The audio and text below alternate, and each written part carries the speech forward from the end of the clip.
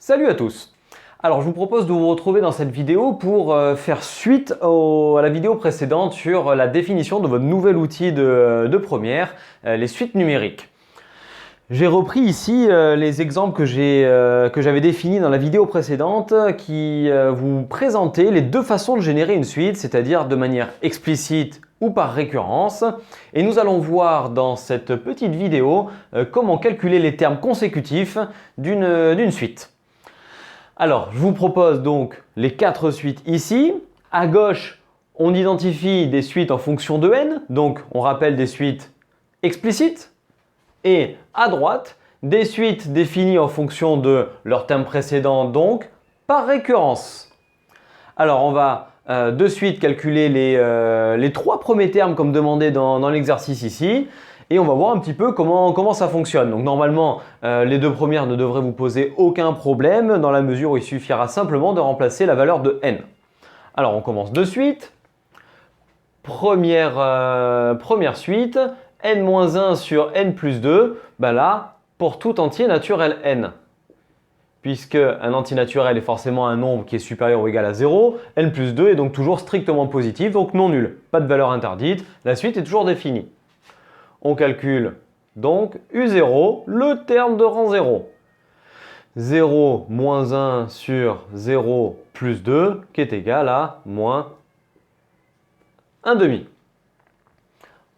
Deuxième calcul, U1 est égal à 1 moins 1 sur 1 plus 2, 0 sur 3, 0. Et pour finir, le troisième, U2, qui est égal à 2 moins 1 sur 2 plus 2, 1 quart. Et au final, on pourrait très bien calculer, si on voulait, U10. On remplacerait n par 10 et on aurait directement le résultat. Donc en fait, comme un calcul d'image de fonction. Rien de bien spécial là-dedans. On va faire de suite la deuxième, qui est à peu près dans le même style. Faudra pour certains qui ont quelques difficultés sur les formules de puissance que vous remettiez un petit coup d'œil dans vos ressources de cours de collège là-dessus. Vous verrez, on a certains types de suites qui font souvent intervenir des puissances de n et il faut quand même bien se souvenir de ces formules-là. Donc, on va calculer les termes et on regarde déjà celle-ci de suite. Elle a n au dénominateur, donc il faut que n soit non nul. Donc il faut que n appartienne aux entiers naturels non nuls. On ne pourra donc pas calculer U0 comme on a fait dans la suite précédente. Donc on commence par le premier terme, le terme de rang 1. 2 puissance 1 plus 1 sur 1, 2 plus 1, 3.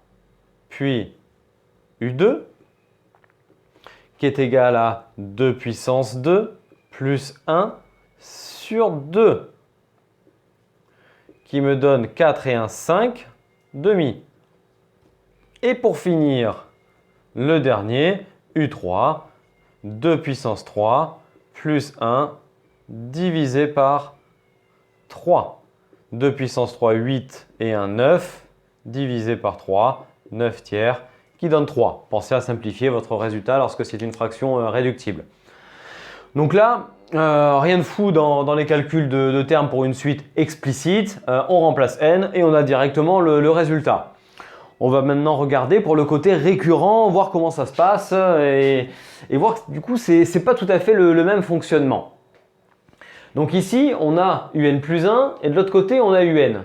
Un est tout simplement le terme précédent de un plus 1. Le n plus 1 correspond au rang, n correspond au rang, ben n plus 1 c'est bien un cran au-dessus de n.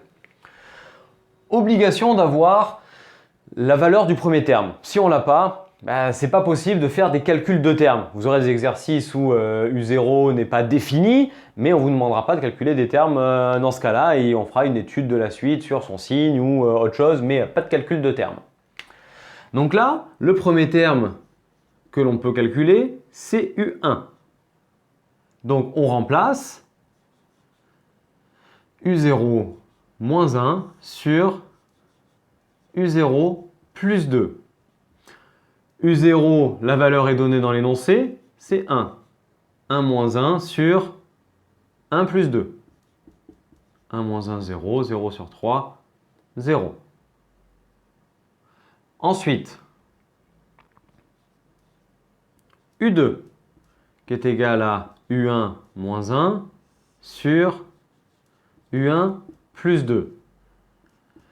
On remplace la valeur de U1 que l'on a trouvé précédemment et c'est 0. Donc 0 moins 1 sur 0 plus 2 qui me donne moins 1 demi.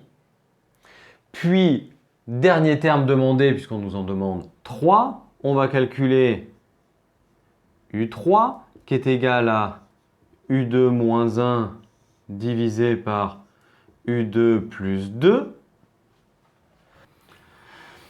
U2, on l'a calculé juste avant dans le calcul précédent et sa valeur c'est moins 1 demi. Donc on le remplace maintenant dans l'expression, ce qui donne moins 1 demi moins 1 sur moins 1 demi plus 2.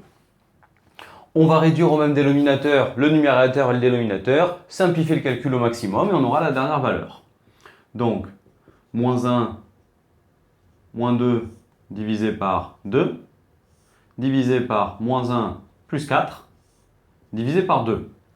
On voit ici les deux en commun en haut et en bas, on peut les dégager, parce que lorsqu'on va multiplier par l'inverse, un va se retrouver au numérateur et l'autre au dénominateur, donc on les simplifie de suite. Et on obtient moins 1, moins 2, moins 3, divisé par moins 1 plus 4, 3.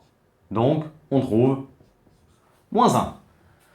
Donc là, on a calculé les trois premiers termes et vous voyez à chaque fois en faisant appel à la valeur du terme précédent. Donc, il faut être vigilant sur vos calculs de termes. Il suffit que vous vous trompiez une fois, par exemple, dès le premier et tous les autres sont faux puisqu'on les remplace à chaque fois, quoi.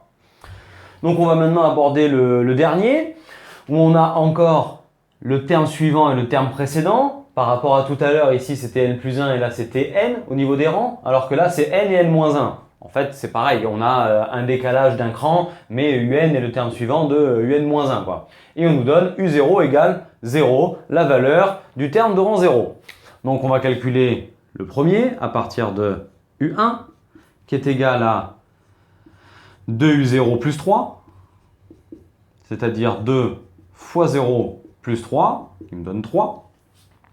Puis U2 qui est égal à 2U1 plus 3 qui est égal à 2 fois 3 plus 3. Donc 2 fois 3, 6 et 3, 9.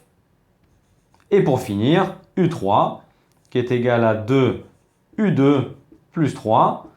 2 fois 9 plus 3. Donc 2 fois 9, 18. 18 et 3, 21. Donc, vous voyez là un petit peu la différence entre les deux façons de générer la suite et ce que cela engendre sur les calculs de termes. Pour les suites explicites, ici, on a le remplacement de n dans chacun des cas et on a directement la valeur de la suite. Alors que là, pour le côté récurrent, il nous faut la donnée d'un premier terme, puis les calculs de proche en proche, U1, puis U2, puis U3, à chaque fois en se reposant sur la valeur du terme précédent. Ce que l'on a fait donc pour ces deux exemples ici. Donc voilà un peu comment est-ce qu'on calcule des termes de suite en fonction de si elle est explicite ou si elle est récurrente. J'espère que vous avez compris comment ça fonctionne. On va faire une autre vidéo sur des suites récurrentes, mais mélangeant le mélange de UN avec UN plus 1 et de N, c'est-à-dire un petit mélange de côté explicite et de côté récurrent, mais ça restera une suite récurrente. Donc j'espère que vous avez compris ce que l'on a fait ici comme calcul, que ça va vous aider pour faire vos exercices en classe et en cours. Je vous remercie pour ce temps accordé et n'hésitez surtout pas à nous suivre en activant la cloche pour avoir les notifications des prochaines vidéos qui vont être publiées, nos réseaux sociaux Facebook et Instagram. Tout est mis en lien et en description dans la description de la vidéo en dessous. Et donc on vous remercie de mettre un petit pouce, ça fait toujours plaisir, et de partager auprès de vos amis pour leur montrer un petit peu ce qu'on fait.